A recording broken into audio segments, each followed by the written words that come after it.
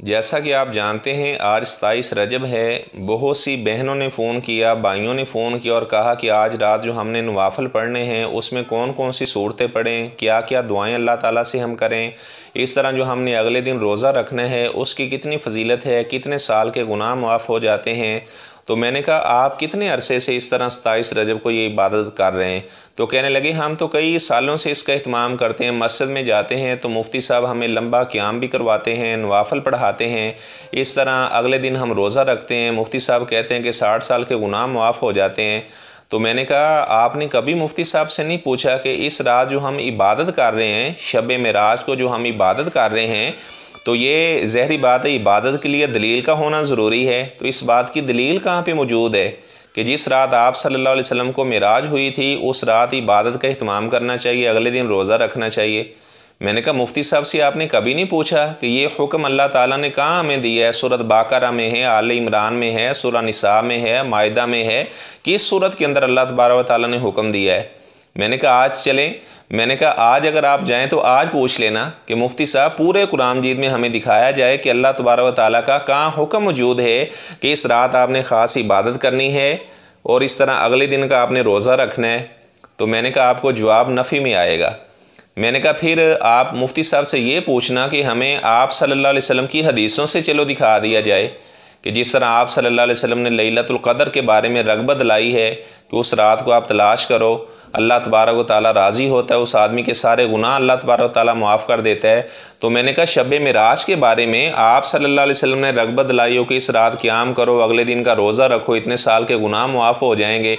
मैंने कहा मुफ्ती साहब से पूछ लेना कि सियाह सित्ता में किसी किताब के अंदर ये बात मौजूद है, बुखारी शरीफ में, मुस्लिम में, अबू दाऊद में, तिरमिज़ी में, नसाई में, इब्ने माजा में ये बात कहाँ पे मौजूद है कि आप सल्लल्लाहु अलैहि वसल्लम ने इस बात का हुक्म दिया हो कि तुमने जो मेराज वाली रात है तुमने रात को इबादत करनी है, दिन को रोज़ा रखना है। एक सही हदीस, ज़्यादा नहीं, सिर्फ एक सही हदीस दिखा दी जाए जिसमें ये हुक्म मौजूद हो कि तुमने इस रात इबादत का इत्माम करना है और इस तरह अगले दिन आपने रोज़ा रखना है। किसी सहाबी का अमल दिखा दिया जाए सही सनद के साथ। मौजू मन गढ़त रिवायात और ऐसी गैर मारूफ जो किताबें हैं उनसे पेश करना नहीं। अथेंटिक किताब हो, हदीस की किताब हो, बुखारी, मुस्लिम, अबू दाऊद, नसाई, तिरमिज़ी, इब्ने माजा, तबरानी शरीफ, दाराकुतनी, एक हदीस की किताब में ये बात दिखा दी जाए कि आप सल्लल्लाहु अलैहि वसल्लम का हुक्म मौजूद है। तो वो भाई कहने लगे चलो आज मैं जाऊंगा तो मुफ्ती साहब से ज़रूर मैं सवाल करूंगा कि मुझे कुरान से दिखाया जाए। तो कहने लगे हमारे मुफ्ती साहब बहुत पढ़े हुए हैं, वो हमें कुरान जी से कहीं दिखा देंगे। मैंने कहा चलो फिर मुझे भी बता देना। तो मैंने कहा चलो कुरान जी से अगर वो ना दिखा सके तो किसी हदीस से क्या पूछ लेना। बुखारी शरीफ, सारी उम्मत का इस बात पर इजमा है कि कुरान मजीद के बाद सबसे ज़्यादा मकाम सही बुखारी का है। मैंने कहा उन्हें कहना कि बुखारी शरीफ के अंदर ये बाब दिखा दो कि इमाम बुखारी राहिमहुल्लाह ने ये बाब कायम किया हो, बाबु इबादतिल मेराज लैलतिल मेराज, यानी मेराज की रात इबादत का बाब। और आगे रिवायत लेकर आए हूँ कि आप सल्लल्लाहु अलैहि वसल्लम ने ख़ुद भी इबादत की है, सहाबा को भी हुक्म दिया है। तो ऐसी बात किसी हदीस में मौजूद नहीं है। दूसरी बात यह है कि ये जो मेराज है इसके बारे में उलमा ने, अहले सीयर ने इख्तिलाफ नकल किया कि आप सल्लल्लाहु अलैहि वसल्लम को मेराज कब हुआ था। एक कौल ये आता है कि जिस साल आप सल्लल्लाहु अलैहि वसल्लम को नबूवत मिली उसी साल आपको मेराज हुआ, लेकिन ये कौल दुरुस्त नहीं है। बाद ने कहा कि नबूवत के 5वें साल आप सल्लल्लाहु अलैहि वसल्लम को मेराज हुआ। ये बात इमाम कर्तबी राहिमहुल्लाह ने भी दर्ज की है, इमाम नाववी राहिमहुल्लाह ने भी दर्ज की है, लेकिन ये कौल भी दुरुस्त नहीं है। ऐसे ही बाज़ ने कहा है कि आप सल्लल्लाहु अलैहि वसल्लम को नबूवत के 10वें साल 27 रजब को मेराज हुई।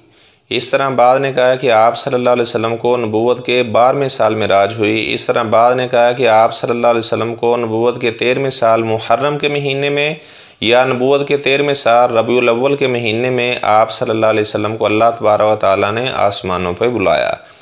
तो इसमें 6 अक़वाल आते हैं। जो पहले 3 कौल मैंने बयान किए हैं, यानी जिसमें ये कौल भी आता है कि नबूवत के 10वें साल 27 रजब को आप सल्लल्लाहु अलैहि वसल्लम को मेराज हुई, ये कौल भी दुरुस्त नहीं है। उसकी वजह क्या है? क्योंकि जब आप सल्लल्लाहु अलैहि वसल्लम को मेराज हुई थी उस वक़्त आप सल्लल्लाहु अलैहि वसल्लम की ज़ौजा मोहतरमा उम्मुल मोमिनीन हज़रत खदीजा रज़ियल्लाहु ताला अन्हा का इंतकाल हो चुका था, यानी वो दुनिया में मौजूद नहीं थी।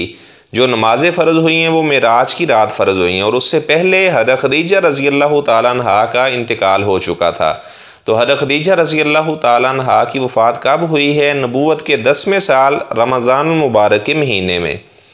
तो अगर हम ये नबूवत के 10वें साल 27 रजब को हम मानते हैं ये मेराज आप सल्लल्लाहु अलैहि वसल्लम को हुई, तो फिर यहाँ से साबित होता है कि उस वक़्त आप सल्लल्लाहु अलैहि वसल्लम की ज़ौजा मोहतरमा हज़रत खदीजा रज़ी अल्लाह तआला अन्हा हयात थी। क्योंकि जो अरबी महीने हैं उसमें रजब का महीना पहले आता है, फिर शाबान है, उसके बाद रमज़ान का महीना है। और इस बात पर सारे उलमा का इत्तिफ़ाक़ है कि जब आप सल्लल्लाहु अलैहि वसल्लम को मेराज हुई थी, आप सल्लल्लाहु अलैहि वसल्लम की ज़ौजा हज़रत खदीजा रज़ी अल्लाह तआला अन्हा का इंतकाल हो चुका था। अगर हम 27 रजब वाली बात को दुरुस्त मानते हैं तो फिर तज़ाद आएगा, क्योंकि उस वक़्त हज़रत खदीजा रज़ी अल्लाह तआला अन्हा मौजूद नहीं थी। तो दूसरी बात ये, क्योंकि वो 10 रमज़ान में यानी नबूवत के 10वें साल रमज़ान के महीने में हज़रत खदीजा रज़ी अल्लाह तआला अन्हा का इंतकाल हुआ। तो अगर हम 27 रजब कहते हैं तो ज़हरी बात है फिर रजब का महीना, उसके बाद शाबान का महीना, तो फिर रमज़ान का महीना आता है। तो जबकि ऐसी बात किसी आलिम ने भी नहीं लिखी कि आप सल्लल्लाहु अलैहि वसल्लम जब मेराज पे गए, अल्लाह तबारक व तआला ने नमाज़ फ़र्ज़ की, उस वक़्त आपकी ज़ौजा हज़रत खदीजा रज़ी अल्लाह तआला अन्हा हयात थी। सब ने ये बात लिखी है कि आपकी ज़ौजा मोहतरमा हज़रत खदीजा रज़ी अल्लाह तआला अन्हा की वफ़ात के बाद आप सल्लल्लाहु अलैहि वसल्लम को मेराज हुई।